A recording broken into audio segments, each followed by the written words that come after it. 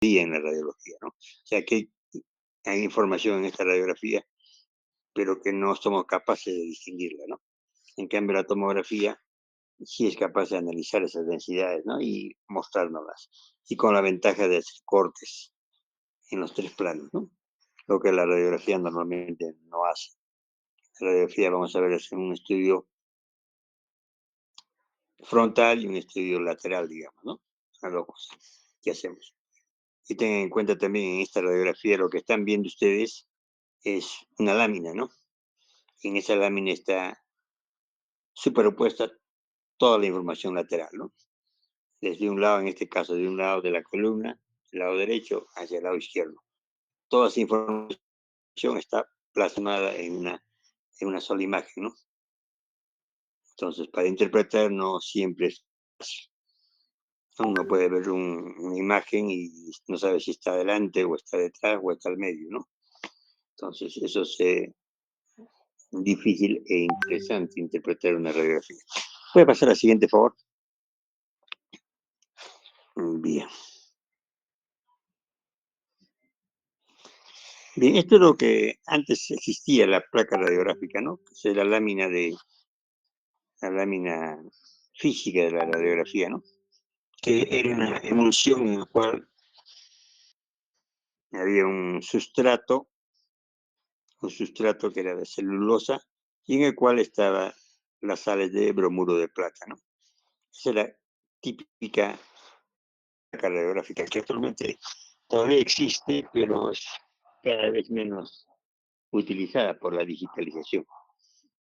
Entonces, esta placa radiográfica, cuando era incidida con los rayos X, estas sales de plata se transformaban en plata metálica, ¿no? Y cuando esta plata metálica, o sea, una plata metálica se procesaba, hay un proceso que se llama revelado y fijado con químicos. Entonces, recién en ese momento uno veía las imágenes y se veía por la imagen radiopaca, la imagen radiolúcida, en función de cuánto de plata metálica había. Y uno podía ver la radiografía, ¿no? Ese es básicamente el principio de la radiología.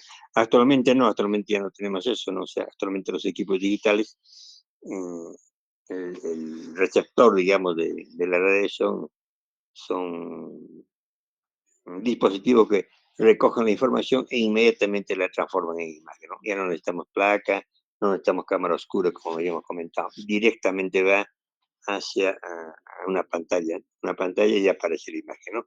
De ahí podemos o no imprimir esa imagen, ¿no? Habitualmente en los hospitales, en los centros médicos grandes, digamos, y bueno, digamos en la práctica privada, muchos prefieren que esa información vaya online, ¿no? Y uno puede enviarlo en un sistema que se llama PACS a otro lugar para que lo vea en ese mismo instante, digamos, en otro lugar del hospital, o incluso fuera del hospital, o incluso fuera del país, ¿no? Entonces la información viaja y uno puede obtener un, una opinión, digamos, en otro lugar, ¿no? Acerca de determinada imagen. El siguiente. Ok, bueno, con la radiología pues vemos cosas que externamente no. Entonces, no no hay mucho oculto dentro de nosotros, ¿no? Entonces, la radiología puede reconocer todas las imágenes, tanto internas como externas. La siguiente. Bien, vamos a hablar de un tema que es importante que se llama la proyección y la posesión. ¿Ok? Mm, son dos cosas que nosotros como médicos generales debemos saber, ¿no? Porque nosotros como médicos al inicio y luego como especialistas vamos a solicitar una radiografía, ¿no? Y a veces solicitamos y lo único que sabemos es frontal, lateral para todo, ¿no? Y eso no es necesariamente cierto. Hay estructuras anatómicas en las cuales no se puede tomar lateral, ¿ok? Pero yo veo, o veía más en el hospital, que para todo el colega pedía frontal y lateral, no sé, es como una cosa aprendida, ¿no? Pero no totalmente razonada, ¿no? Entonces, ¿qué es la proyección? La proyección en radiología es la dirección en la cual ingresa los rayos X al paciente, ¿ok? ¿Por dónde ingresan los rayos X? Entonces, un ejemplo bien claro es una radiografía de tórax, ¿ok? El tórax se puede tomar frontal, o sea, mirando al tubo, pero cuando uno toma frontal quiere decir que el haz de rayos va a entrar por el pecho del paciente, ¿no? Por la parte anterior, va a salir por la espalda y detrás de la espalda va a estar la película o el receptor de imagen. ¿Ok? Es un tórax tomado en sentido frontal, es cierto, pero sentido antero-posterior. Está ingresando el haz de rayos por la parte del pecho del paciente y está saliendo por la espalda. Pero también puede tomar el frontal con el paciente girando, o sea, dando la espalda al tubo, ¿no? Entonces, en ese caso, el haz entra por la espalda del paciente y sale por el pecho para llegar a la imagen. Entonces, esa es la primera antero-posterior, ¿ok? Está entrando a la parte anterior. Y la segunda es postero-anterior, ¿ok? Son iguales, aparentemente son iguales. Las imágenes son parecidas, aparentemente son parecidas. Pero tienen ciertas particularidades, ¿no? Que la veremos más adelante. El tórax, por ejemplo, estandarizadamente se toma postero-anterior. O sea, el paciente va a pegar el pecho hacia la lámina donde va a imprimirse, digamos, o el receptor, y el asma entra por la espalda. Es una PA. El tórax se toma una PA. Eso es una convención a nivel mundial, ¿no? Y se toma a una distancia de 1,80 m. O sea, entre el tubo de rayos X y el paciente debe haber 1,80 m. Es un tórax normal, ¿no? Es un tórax normal y es lo que debíamos hacer cuando tomamos una placa de tórax. Pero existen circunstancias en las cuales no podemos hacer eso siendo lo mejor. Por ejemplo, tenemos un paciente que ha sufrido un ACV o va a tener un traumatismo con compromiso de conciencia. No podemos obtener que el paciente se ponga de pie y menos en postura anterior, ¿no? La única forma de tomar una placa de tórax cuando queremos evaluar, digamos, los pulmones es tomar al paciente echado en la camilla o en la mesa, digamos, boca arriba, y el as va a entrar por delante, y esa va a ser una anteroposterior. Una anteroposterior. Entonces, esa circunstancia nos permite tomar una placa de tórax, sí, pero no es lo ideal, pero evidentemente es lo mejor que podemos hacer, ¿no? Entonces, hay circunstancias en las cuales un tórax vamos a tener que tomar AP, ¿no? O cuando un paciente está pues en una sala de hospitalización, está sentado en su cama, entonces ahí se toma placas AP. Entonces las entra por el pecho y sale por la espalda del paciente, ¿no? Pero son circunstancias especiales, ¿no? Lo ideal es tomar PA. Bien, esto en cuanto a la frontal. Luego tenemos las laterales, ¿no? Laterales en general uno puede decir cualquiera de las dos laterales, ¿no? Pero cuando queremos ver, por ejemplo, en el caso del tórax, el corazón normalmente está a la izquierda, entonces tomamos lateral izquierda, ¿no? Tomamos lateral izquierda. Si en una frontal de tórax tenemos un quiste, por ejemplo, hiatídico en el lado derecho, entonces si queremos ver otra incidencia de esa imagen, vamos a tomar lateral derecha. Lateral derecha. La lateral va a ser en función de lo que queramos hacer. Con la lateral, evidentemente, tenemos ya dos vistas de una misma estructura anatómica, ¿no? Una la de frente y una la de costado. Mejora nuestra capacidad de analizar una imagen, ¿no? Y luego tenemos, en algunos casos, oblicuas, o sea, como si no me indica, el paciente no es ni frontal ni lateral, sino está en una posición intermedia, ¿no? Bien, entonces se cuenta la proyección. Y en cuanto a la posición, es la ubicación del paciente con respecto al receptor de imagen, ¿no? O sea, ambas cosas se conjugan, ¿no? Se conjugan. En la proyección antero-posterior, entonces, el paciente, la radiografía va a entrar, el AS va a entrar, digamos, por la puerta anterior y el paciente estará en contacto con el receptor con la espalda, ¿no? Con la espalda. La siguiente, por favor. Bien, acá ven esta radiografía del pulgar de la mano.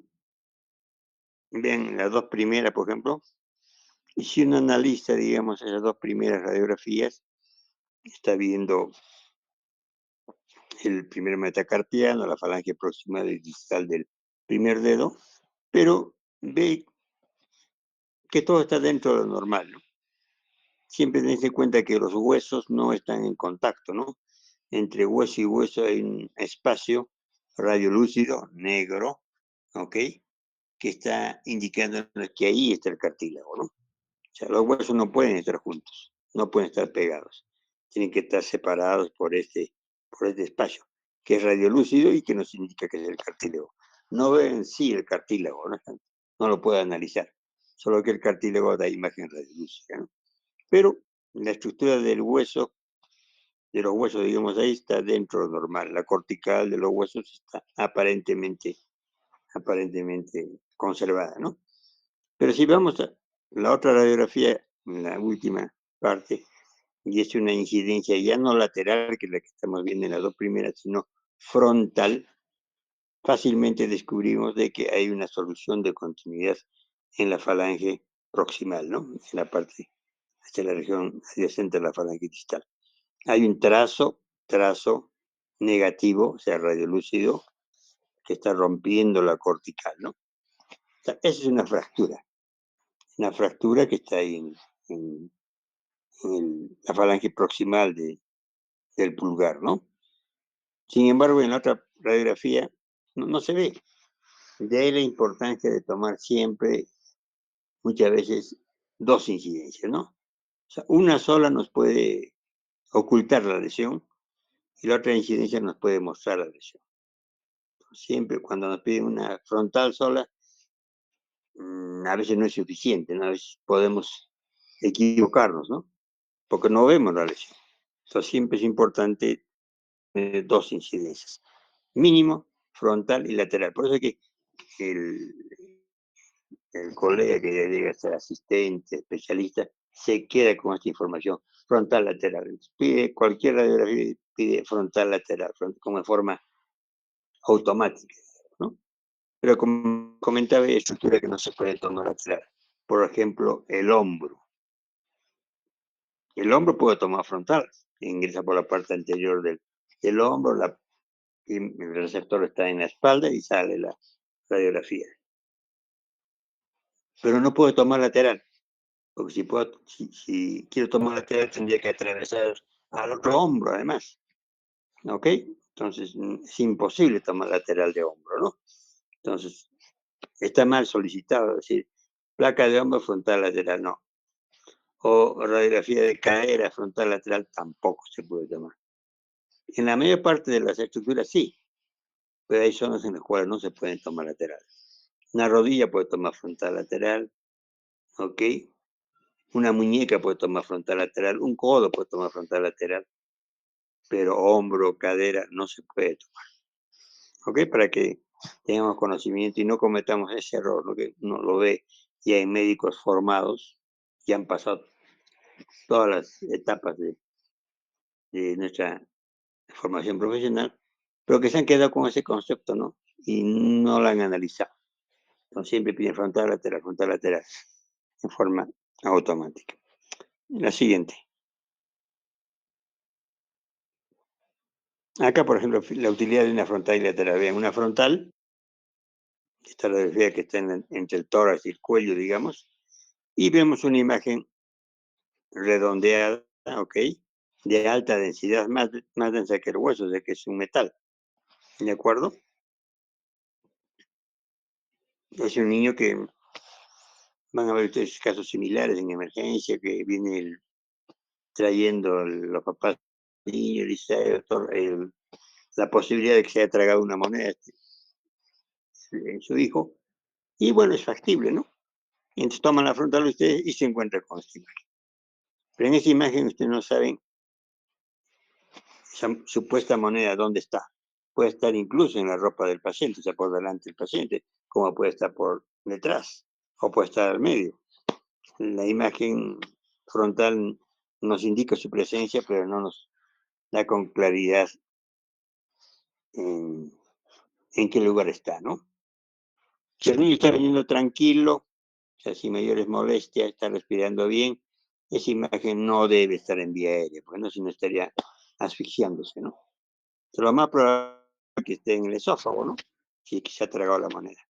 Si le vamos a la lateral y vemos que en la lateral, ahí vemos una imagen radiolúcida alargada, vertical, o sea, negra, que es la tráquea y luego el bronquio que está hacia abajo de los bronquios, ¿no? Y la imagen radiopaca está entre la columna y la vía aérea. Ese espacio prevertebral y detrás de la vía aérea, ¿no? Por ahí corren una serie de estructuras anatómicas. Una de ellas es el esófago. Entonces, con esta lateral sí estamos seguros, ¿no? Esta imagen no está adelante, no está detrás, sino está al medio y dentro del paciente. En el medio está detrás de la vía aérea, delante de la columna vertebral, y lo más seguro que está en el esófago, ¿no? Esa moneda se ha quedado ahí atrapada en el esófago. Se ve la importancia de tomar una frontal y una lateral, ¿no? La frontal, si bien nos permite ver la imagen, la lateral nos da la ubicación mucho más precisa, ¿no? La siguiente.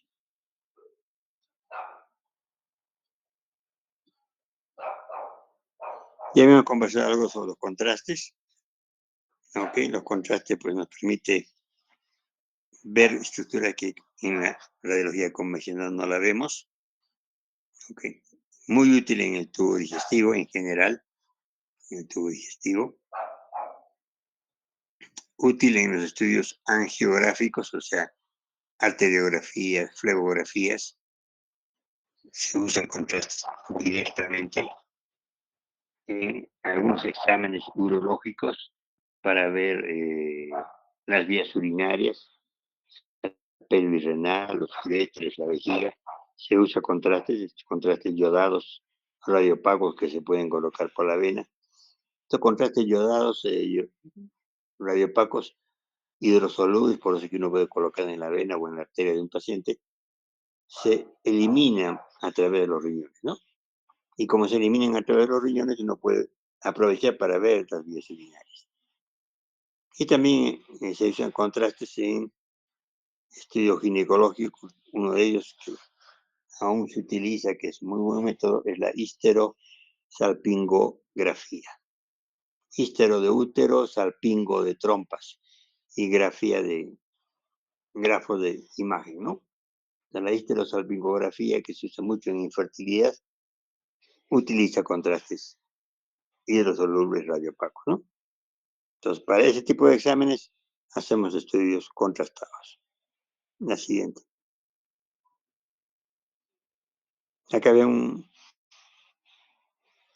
estudio de una angiografía de las coronarias, ¿no? De las coronarias. Entonces, en la parte superior estamos viendo la encartada del televisor del estudio y estamos viendo las coronarias, ¿no? Las coronarias se ven negras, siempre les he dicho, el contraste radiopaco se ve blanco, pero cuando uno hace fluoroscopía, o sea, cuando uno utiliza el televisor, la pantalla haciendo la fluoroscopía, se ve lo inverso, se ve lo negativo, o sea, lo blanco se ve negro y lo negro se ve blanco, ¿no? Entonces, acá estoy viendo negro los vasos, ¿no? Pero en realidad si yo tomase una radiografía, saldría blanco. ¿Ok? La imagen invertida es cuando se ve en el monitor. Pero igual, podemos ver, vean las coronarias, ¿no? Y abajo tenemos un esquema donde hay una estrechez en la luz de las ramas de la coronaria, podemos detectar eso. Para este estudio de coronarias usamos contraste, ¿de acuerdo? tenemos que poner un catéter que llegue hasta el nacimiento de las coronarias y poner el contraste ahí, ¿ok? Pero además, ustedes ven con mucha nitidez las ramas de la coronaria, ¿no? Y eso no podríamos obtener con una radiografía, porque como está latiendo el corazón, no hay posibilidad de evitar su movimiento y que se muevan las coronarias. La única forma de obtener una imagen como esta es hacer cine, ¿no? Lo que se llama cine en angiografía. Es un estudio de fluoroscopía, pero en el cual ya no se toma radiografía, sino se hace una filmación. ¿Ok? Es una cine en angiografía de coronarias y que me permite analizar con una película cómo está cada coronaria, si hay o no hay estrechez, y poder con eso definir el diagnóstico y tratamiento posible, ¿no? Es un estudio evidentemente más especializado, requiere más estructura, ¿no? Siguiente. Eso es lo que les comentábamos, ¿no?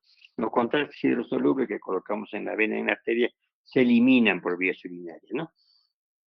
¿Ok? Entonces, y aquí están viendo en esa radiografía del abdomen cómo el contraste, el radiopaco, acuérdense, el radiopaco, el contraste, está pintándonos los cálices en ambos riñones, nos está pintando la pelvis renal en ambos lados, los uréteres, con esas imágenes alargadas que van desde el riñón hacia la vejiga que está en la pelvis, ¿no? Que está llena, mediana represión, ¿no?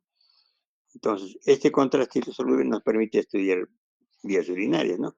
Podemos ver si hay lesiones en el sistema excretor, ¿no? En los cálices, o si hay estrechez ureteral, o si hay de repente una tumoración en la vejiga, ¿no?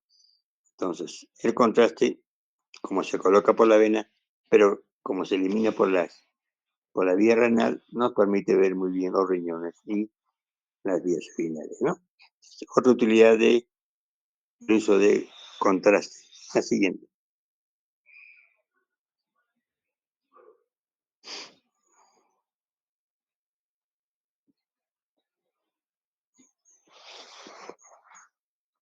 Puede pasar la siguiente, por favor.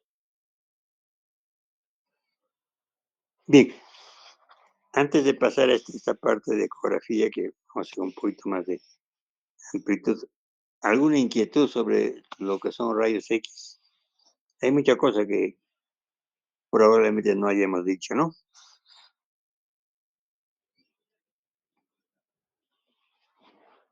Algo que, Doctor, díganme. disculpe, una consulta. Cuando tomamos una radiografía frontal anteroposterior y posteroanterior, ¿para qué necesariamente, o sea, lo pedimos y cuáles son sus diferencias entre las dos? Bueno, cuando hablemos de tórax más adelante vamos a poder distinguir cómo reconocer una PA y cómo reconocer una P, ¿no? En realidad el tórax se debe tomar, como les dije, PA. Eso es lo estandarizado. PA 1,80 m es la placa que en cualquier parte del mundo lo hacen, ¿no? Todos hacemos eso. El AP en tórax, salvamente en los casos que había mencionado, ¿no? Es pacientes que están con compromiso de conciencia, tengo que ver los pulmones y ya no me queda otra cosa que tomar AP. Hay formas de distinguir una PA de una P, sí las hay, y vamos a ver cuando veamos tórax. La P no es lo ideal, no es lo mejor es el PA definitivamente. Pero si no tenemos otra forma, pues por lo menos tenemos una información. Por eso que utilizamos AP, ¿no? En tórax me refiero, ¿no? Está bien, gracias, doctor. ¿Alguna otra, alguna otra inquietud?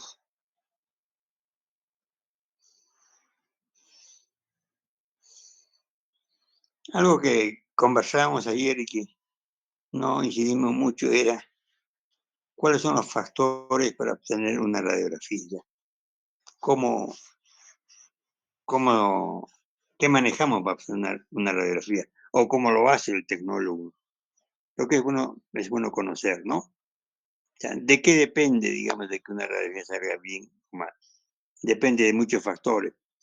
Depende de la cantidad de rayos X que demos a un paciente, ¿ok? La cantidad es mayor o menor, será en función del grosor de la estructura, depende de la calidad de los rayos X, si los rayos que tienen mayor potencia o menor potencia.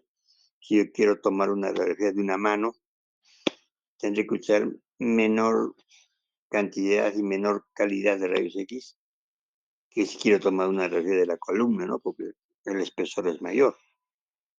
Entonces es importante qué parte anatómica para definir qué tipo de rayos X vamos a usar. Y otro factor importante es también la distancia. La distancia entre el tubo de rayos X y el paciente, ¿no? Obviamente, a mayor distancia tendré que usar mayor cantidad de radiación. A menor distancia tendré que usar menos cantidad de radiación. El problema de que uso menos distancia, las imágenes comienzan a perder nitidez. Entonces hay una distancia ya estudiada, ¿no? Que es, digamos, lo ideal. Por ejemplo, en Torres he dicho de que 1,80 m es la distancia ideal, ¿no? 1,80 m es la distancia ideal. Pero cuando tomamos una AP y el paciente está echado, por facilidad, digamos, en el manejo de los equipos, no podemos tener 1,80 m de distancia. Generalmente tenemos a 1 metro. Entonces, las radiografías tomadas en mesa, por ejemplo, la mayor parte son tomadas a 1 metro de distancia.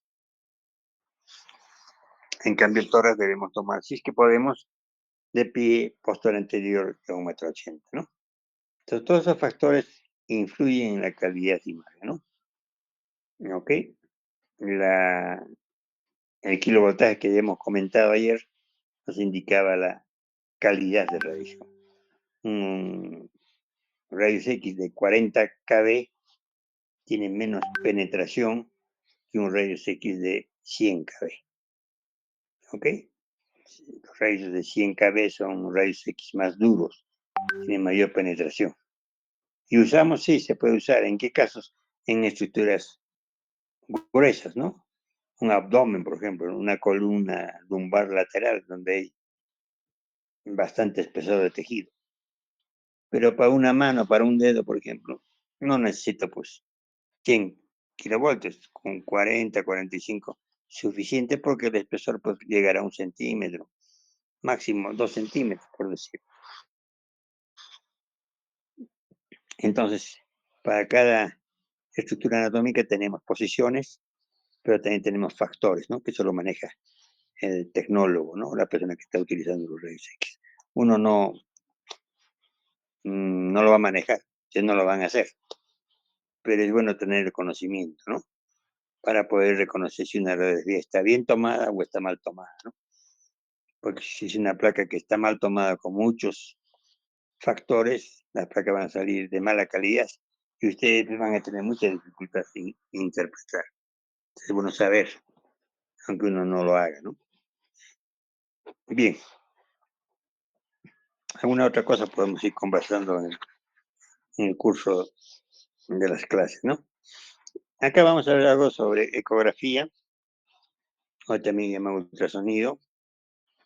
No utiliza radiación, es la gran diferencia con los rayos X. O sea, no hay problema de la ionización, por lo tanto, pues podemos utilizar con mucha más libertad. Es por eso que es el examen ideal para seguir la gestación, por ejemplo, ¿no? Desde el diagnóstico hasta el final del embarazo.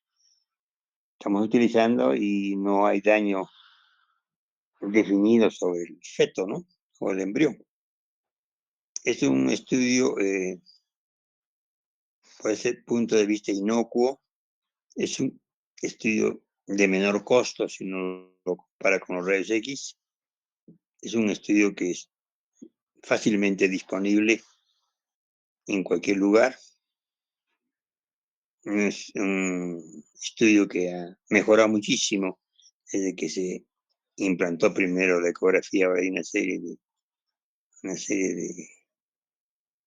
utilidades específicas dentro de la ecografía, pero su gran inconveniente es operador dependiente. O sea, necesitamos una persona que esté entrenada y sepa reconocer las estructuras y sepa hacer el examen, ¿no? El gran problema que tenemos y que lo vemos acá con frecuencia es de que cualquiera puede ir a una casa y comprarse un ecógrafo. Y ahora, pues con esto de la educación a distancia, uno puede entrar a cualquier página, se inscribe y le dicen, en un mes usted va a salir ecografista y pasa el mes y ya está uno, o cree estar capacitado y comienza a hacer ecografías, ¿no? Entonces uno ve errores bien groseros cuando reciben de personas entrenada, ¿no? De intrusismo, pero de problemas. Y a veces, pues, problemas serios, ¿no? Por retardo en el diagnóstico, por error en el diagnóstico.